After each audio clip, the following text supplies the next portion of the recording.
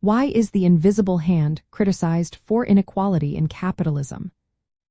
Imagine a busy marketplace where everyone is trying to sell their goods and make a profit.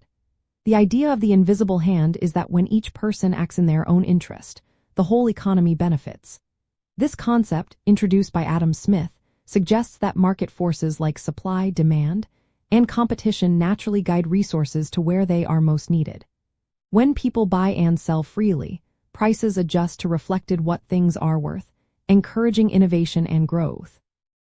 The hope is that over time, living standards improve for everyone. But here's where the criticism comes in. The invisible hand doesn't promise that everyone will start out on equal footing. Some people are born into wealth, have access to better education, or live in areas with more opportunities.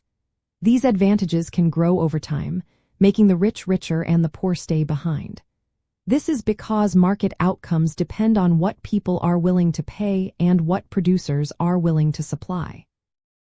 If someone lacks access to education or capital, they might not be able to compete on the same level. In real life, markets can reward those with skills, resources, or connections, but they can also widen the gap between the rich and the poor.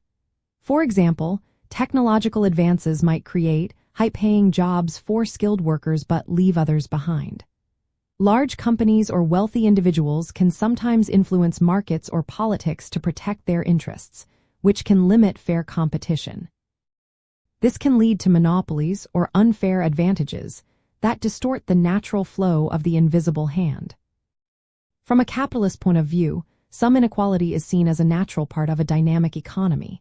It can motivate people to work hard, take risks, and innovate. The focus is often on creating equal opportunities rather than equal outcomes. Supporters argue that when markets are free and competitive, they tend to produce the best results for society. They believe that government interference can sometimes do more harm than good by limiting individual freedom.